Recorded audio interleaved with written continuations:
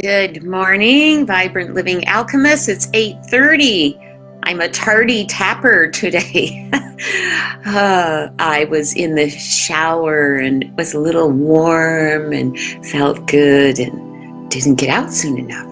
At any rate, I'm here because I love showing up with you in the morning and seeing how we're doing today in the midst of the turmoil in the world. Jean Catherine Carlson, Vibrant Living Alchemist. And this is a time where there's big change afoot on this planet. And we don't know what the outcome is going to be. One of the things I do know, I love the story that Deepak Chopra tells about chaos and about how the chaos theory says that even though things appear really chaotic and like there's no direction, the truth is, from a bigger picture, there is some direction. We just may not know. We do not know what it is. And it doesn't mean that things are preordained. It just there's a direction going. And I love the image that he uses of imagining especially this would be in Europe or places where there's multiple trains and train tracks, and maybe you've been in one of those, or Grand Central Station years ago in New York City, and maybe it's still that way. I don't know how much the trains are running. But imagine that people are walking to their trains and everything looks orderly, and suddenly there's an announcement that says, such and such destination has been switched from track 12 to track 9, and another destination has been switched from track 1 to track 7. So there may be 2 or 3 switches, and suddenly what looked orderly is all chaotic. If we didn't hear those directions, we wouldn't know that there's actually a new orientation people are moving towards, and it looks like chaos. That gives me a sense of serenity and peace in this time, trusting that whether it's our bodies or the planet, nature has an evolutionary bent towards wholeness, and that somehow what is going on this planet right now, within our worlds, in the nature world, in the inner landscape world, all of that is serving for our highest and best good in some way, shape, or form, even if we can't perceive it. That is the faith that I have, that I hold on to most of the time to help me stay calm through it. And then, of course, all of the tools that we use, prayer, tapping, staying hydrated. I haven't been talking about drinking water, but drinking water is really important when we tap, because we're releasing energy. So it's really important to stay hydrated through it.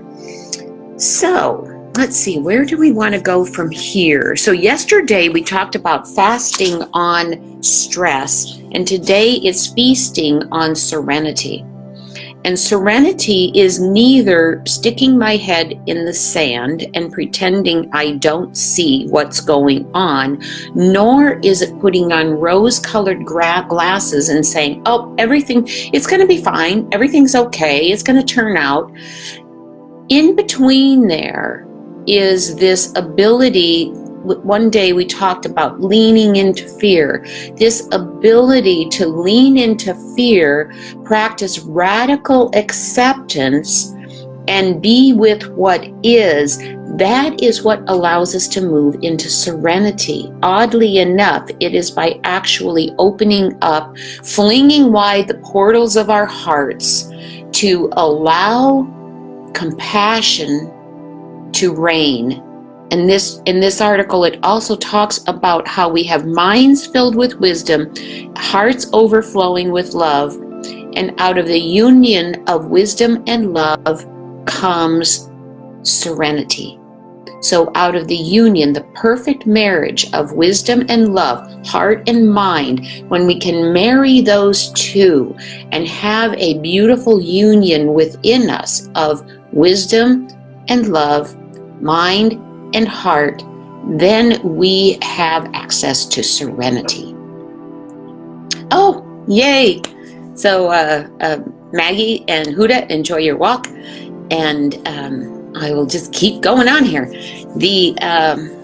So serenity, and we need so many tools to get to that place of being together in our hearts and minds, and having access to that union, having access to that serenity. So let's do a little tapping on it. And then I've got a new tool that I'm going to share with you that Lori Tuttle shared with me yesterday. It's a fun one, and we're going to sing a little bit after we tap. But right now, let's tap on the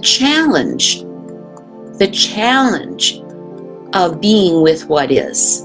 So let's just try that and see if we can come into our bodies and really be with what is wherever you are. So here we go. Even though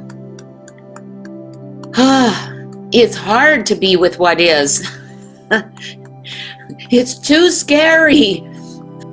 There's too many things happening. And I'm sad and mad and scared all at the same time. And I want to love and accept all of me, no matter what. And we're just going to do a quick 3 taps on this, and then we'll shake out. So on the karate chop again, even though sometimes I feel so challenged to lean into what is and still be in my heart, I deeply and completely love and accept myself. And one more time, even though I sometimes feel really challenged in these times and have a hard time being serene, I deeply and completely love and accept myself. Okay, now shake that out and just feel into it for you. What is in the way of this calm, seeing what is, being with what is, and then still being present? You know the feeling in your body, and if you don't, I encourage you to discover that for yourself. You know the body of being, how it feels being a little bit agitated, and sometimes that can move into an excitement and say, "Oh, I guess I'm excited," and then propels me into activity. And sometimes it can be a little anxious, and it can go that way. And a serenity. Let's breathe and go to the bottom of the breath, and that's where I often find serenity. So breathing in with me and releasing.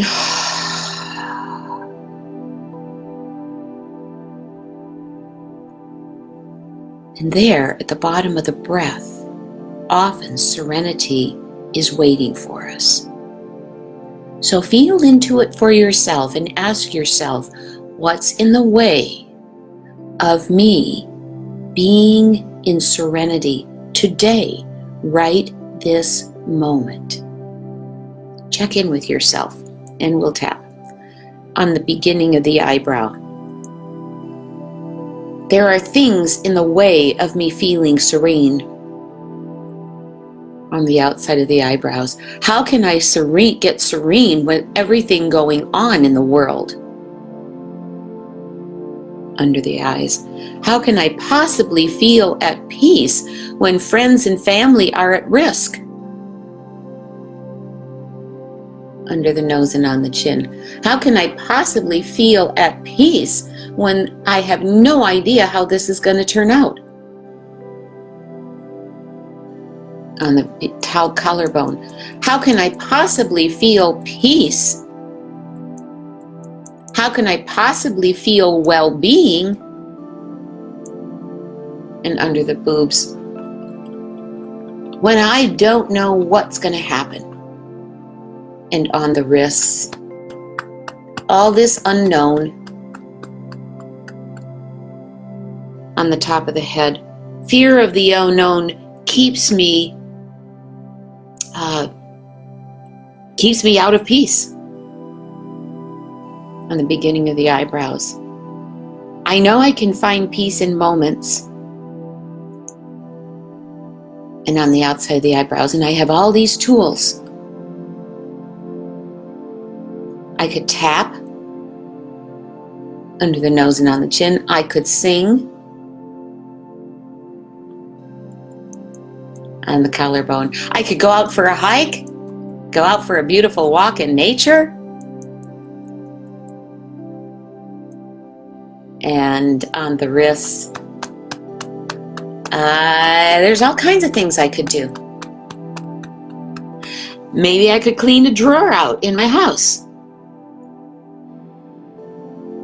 Maybe I could tell myself on the outside of the eyebrows, remember chaos theory. Under the eyes, it looks like chaos. There is a direction. Under the nose and on the chin. And I trust that I can participate positively in this evolution. When I choose love, on the wrists, when I choose to the best of my ability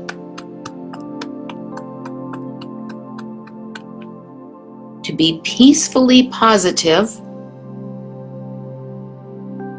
while leaning into it all,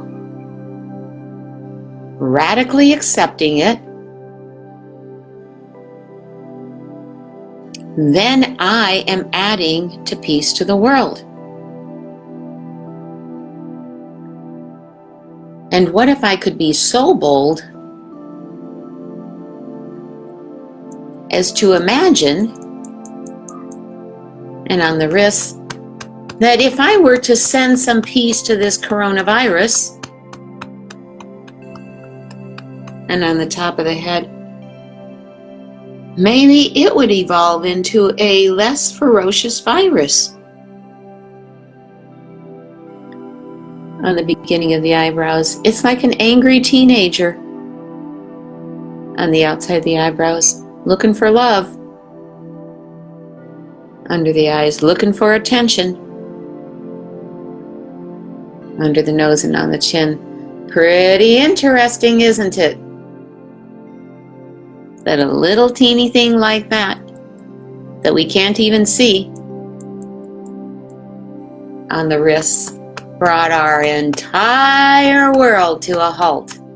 Pretty powerful, that invisible world, isn't it?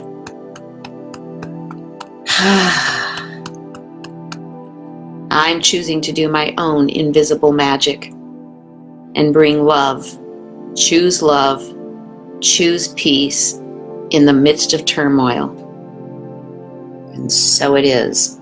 And put your left wrist in your right hand and just reach your fingers around and just squeeze gently with that and say to yourself,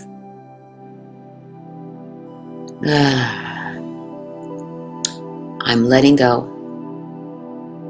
Let it go, let it go, let it go.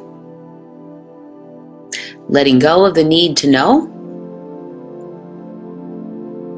Letting go of the thought that I can't handle it. Letting go, letting go, letting go. And breathing in, and on the out breath, peace.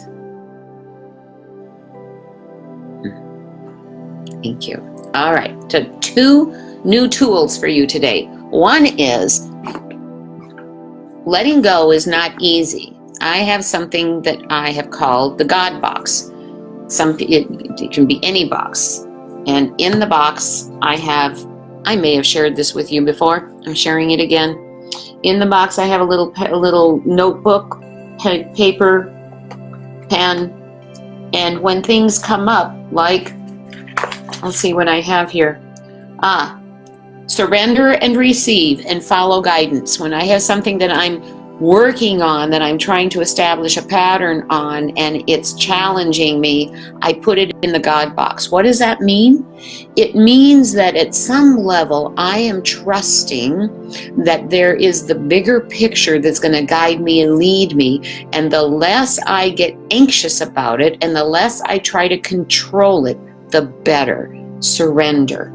I also put the whole global situation, the virus situation, in the God box. You can call it your love box. You can call it the life box. You can call it the positive evolution box, whatever you want to call it. But it is about, the name isn't as important as the idea of having a physical place to say, I can't control this, and thinking on it right now is making me crazy. Evidently, it's not time to take action on it because I'm not hearing what I'm supposed to do, or I'm trying too hard. If there's I'm trying too hard, that's a good sign to put it in the God box. I'm trying so hard to be peaceful. Well, that's a good put. My surrender, my invitation. Let's see. I want to surrender. I want to hear guidance. Put that in the God box. Put the virus in the God box. Anything that comes up that feels challenging to you, put it in the God box. This art of surrendering, it's not about giving up. It's about giving it over to a power greater than ourselves to then allow the path to be easier for us. Is when we try to do it ourselves, we don't have a big enough picture. So that's the God box. Now, the second tool is, I want to give a shout out to Lori Tuttle, who was on yesterday, and she sent me this lovely, you may have seen it on Facebook, it's all over Instagram too, and it's a little song that we can sing ourselves. Now, here's what's cool about songs. Number one, there's breath control in it, because when we sing, we breathe in, and then there's just on one out breath, we sing a whole bunch. And the second thing that I learned from this person, I'm not able to say her name, but maybe I'll post her on Wake Up to Vibrant Living. What I did learn also is that when we sing things over and over and over and over and over and over and over again, it helps calm the brain. The other day we did this rubbing our chest, thumping a little, and then humming. Humming also is a way of calming the nervous system. So today, though, I'm going to end with this little song, because I love singing songs that just kind of keep going in my head, because I need all the soothing I can get. And it goes like this. Every little cell in this body is happy. Every little cell in this body is well. Every little cell in this body is happy. Every little cell in this body is well.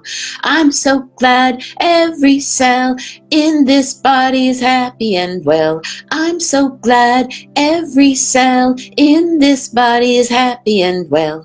Every little cell in this body is happy. Every little cell in this body is well.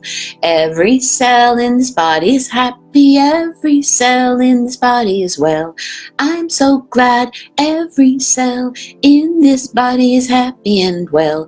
I'm so glad every cell in this body is happy and well. So, play with that. Sing for yourselves, and if there's another song that comes along, because the more we repeat, that's called a meme, by the way, the more we give ourselves positive, repetitive messages, even if there's a little resistance, it can eventually get more into our brain, because we sing and pray from two different places. We from a different place than our thoughts. And when we sing a prayer, we're actually praying twice. Thank you for being with me this morning. May your day be your best day ever. May you look for signs of peace, signs of serenity. May you fling wide your portals of your heart and be open to the love and light that is all around us, even in the midst of this turmoil. Be very well. Be safe and protected from all harm and danger. And may you be open to the marriage of your heart and mind, so that life, even in the midst of turmoil, may flow a little more easy for you. Blessings. Tomorrow I will be closer to 8:15 tomorrow. Thank you. Bye.